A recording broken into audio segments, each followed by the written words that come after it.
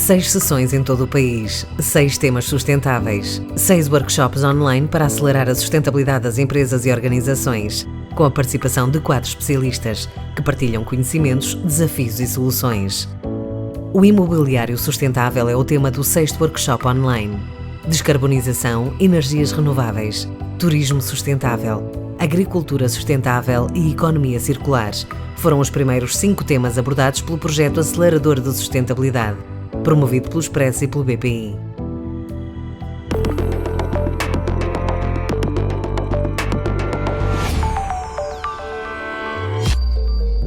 Um desafio cada vez maior que temos é ao nível de o imobiliário ser cada vez mais sustentável.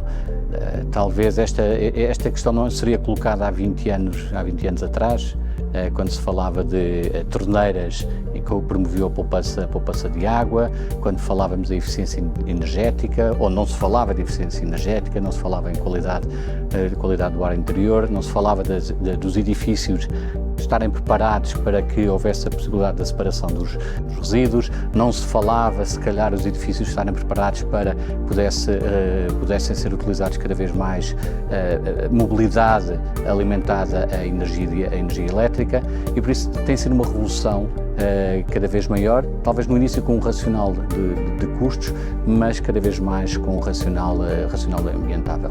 E por isso, porque é que, na realidade, porque é que o imobiliário mais sustentável é relevante? Porque 36% da energia consumida vem do setor imobiliário, porque 39% das emissões associadas ao consumo de energia vem também ligado a este setor de atividade, e cerca de 50% dos recursos utilizados vêm deste setor. E se nada for feito, em 2060, estes números vão duplicar. E todos nós estamos neste momento comprometidos não só com os Objetivos de Desenvolvimento Sustentável que foram aprovados em 2015, mas também pelo Acordo de Paris em dezembro de 2015, em que todos os países se comprometeram, incluindo a União Europeia, se comprometeram a que a temperatura média do planeta não aumente mais do que 2 graus centígrados, idealmente 1,5 grau centígrados. Quando falamos em imobiliário mais sustentável, temos aqui desde edifícios públicos, desde escritórios, desde centros comerciais, mesmo empreendimentos turísticos, mas há uma área, aqui uma vertente em que o impacto é extremamente significativo, que é transversal a todos estes, que é dos edifícios.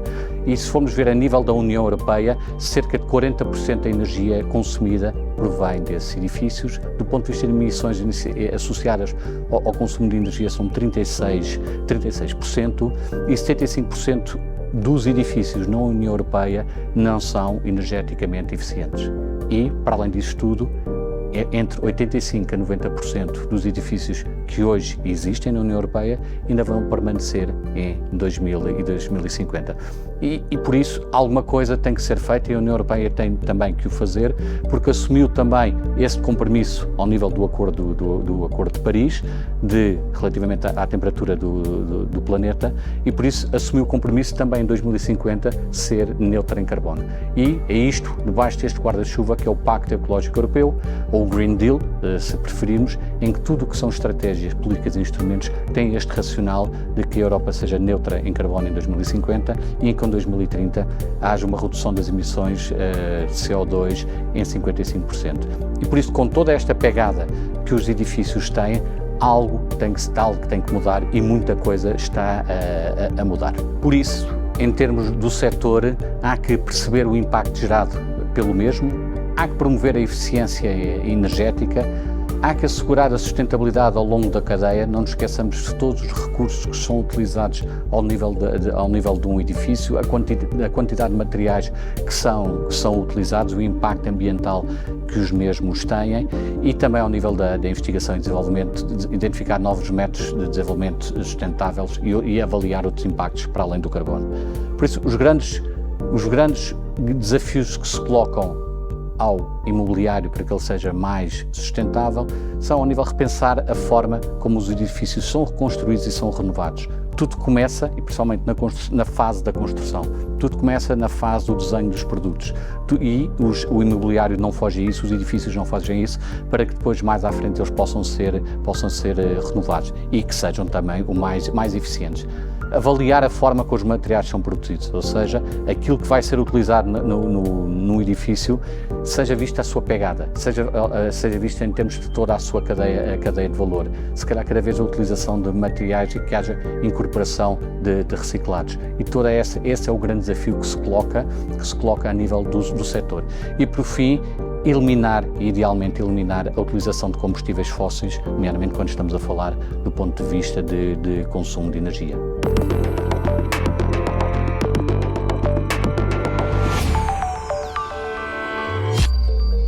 Cada vez mais empresas estão, desde promotores imobiliários, a gestores de ativos, até empresas de construção e empresas de materiais de construção, estão a integrar a sustentabilidade no seu modelo de negócio.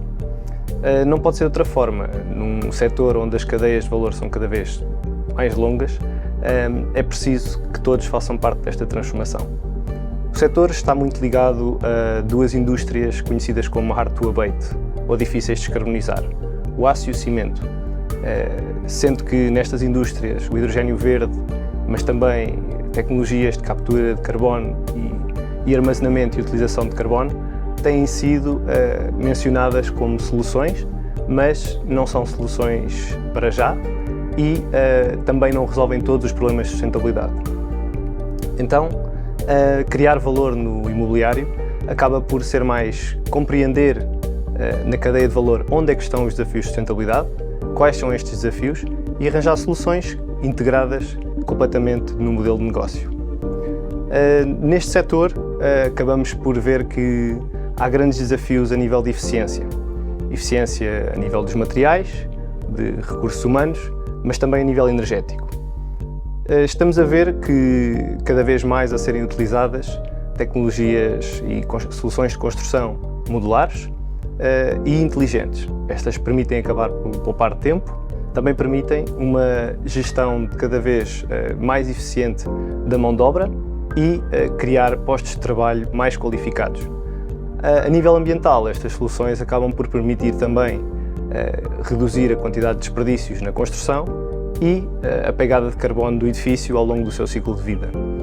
Vemos também a ser cada vez mais utilizadas materiais naturais, como a madeira e a cortiça, acabam por reter carbono a longo prazo quando estão associados a explorações florestais sustentáveis. Existem ainda outras tecnologias que, aliadas a avaliações de ciclo de vida credíveis, estão cada vez mais a ajudar os construtores a tomar decisões informadas sobre que materiais utilizar no processo.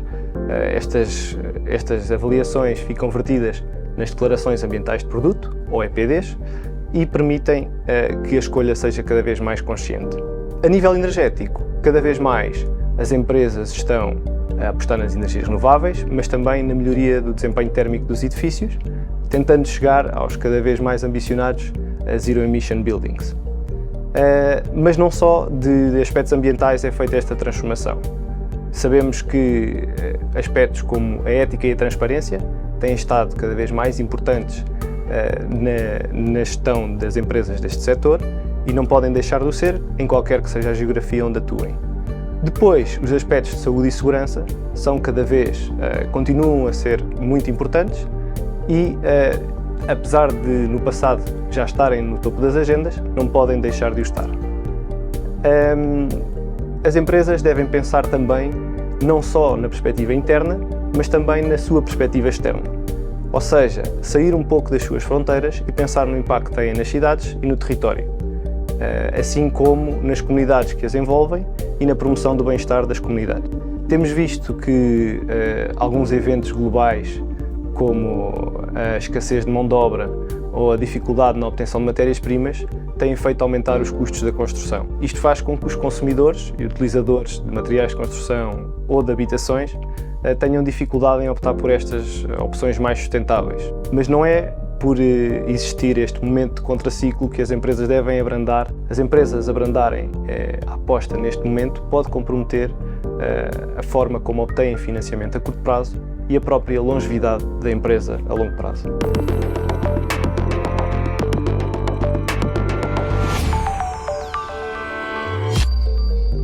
facto, este tema do imobiliário sustentável, da transição para um imobiliário cada vez mais sustentável, tem a oportunidade de aproveitar muitos fundos e apoios públicos, ao abrigo de 2 grandes programas que estão em vigor. O PRR, desde logo, o programa que foi lançado como resposta à pandemia, que é um pacote, um envelope financeiro de 16,7 mil milhões de euros, que é um montante de facto muito relevante, e apesar de não ter umas medidas totalmente direcionadas e específicas para o imobiliário, tem algumas componentes, das 20 componentes, que podem e devem ser aproveitadas pelos players e promotores imobiliários.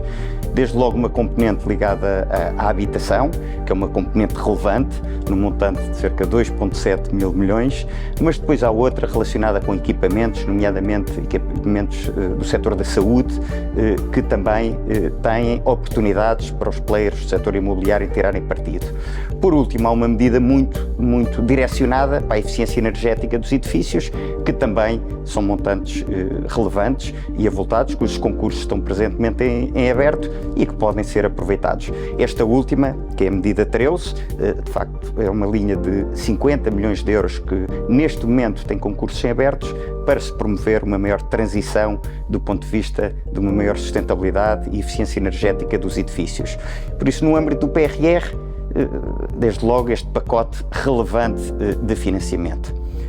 Acresce a isto o novo Portugal 2030, que vai arrancar a partir de janeiro do próximo ano, cujo acordo de parceria foi assinado em julho passado e cujos montantes também são muito relevantes.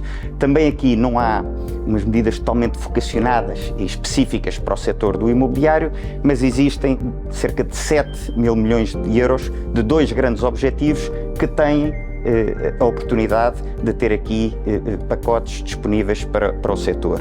O Portugal Mais Verde, que é uma das grandes medidas, uma gaveta destinada ao Portugal Mais Verde, cerca de 5,5 mil milhões, para a renovação de edifícios da administração pública, regional e local, que de facto podem ser aproveitados, e por último tudo o que tem a ver com o Portugal mais próximo dos cidadãos, que também 1,6 mil milhões de euros, que são montantes significativos para a reabilitação urbana. Acresce estes apoios públicos, obviamente as soluções que a banca, que são muitas, para cofinanciar estes projetos. No caso do BPI temos um conjunto muito alargado de produtos, muito alargado de linhas específicas para apoiar também esta transição sustentável para um imobiliário mais sustentável. Eu destacava quatro delas. A linha BPI ESG Empresas, desde logo uma linha de 500 milhões de euros, destinada a PMEs, que permite ir a prazos até 10 anos, com 2 anos de carência, que são sempre muito relevantes em projetos imobiliários, e que também permite, para além de apoiar o investimento, apoiar a tesouraria das empresas numa fase inicial. A linha BPI PRR, esta destina-se a qualquer entidade que tenha submetido uma candidatura ao abrigo do PRR, independentemente dessa candidatura ter sido aprovada, por isso em qualquer momento podem e devem submeter esse projeto ao BPI e permite-nos cofinanciar, nomeadamente rúbricas do investimento que podem ser elegíveis, ou então antecipar parte dos fundos ao abrigo desse PRR. E esta linha tem a vantagem de poder ir até 8 anos e também tem a possibilidade de ter aqui uma carência de 2 anos. Por último, a terceira que eu gostaria de destacar é aqui a linha do BPI BEI, Eficiência Energética. O BPI atua como parceiro exclusivo do BEI para ajudar nesta transição energética em edifícios comerciais ou em edifícios industriais. Aqui não é só para PMEs, empresas de qualquer dimensão, e tem uma grande vantagem que permite ir a prazos até 20 anos e com carência até 3 anos. Acresce aqui que tem uma garantia associada do BEI que permite mitigar, por um lado, o risco da operação, mas esse benefício de preço pode ser passado para o promotor. Por isso, eu destacava estas 3 linhas e uma quarta solução, que eu diria que é o financiamento tailor-made, de financiamento à construção estrutural, para projetos que têm apoio do PRR, onde podemos estruturar uma operação e através das equipas especializadas que o banco tem, para financiar a construção de determinados equipamentos, quer sejam residenciais, quer sejam equipamentos de saúde, ou até de social, ou de residências de estudantes, que têm, de facto, inúmeras oportunidades nestes próximos tempos.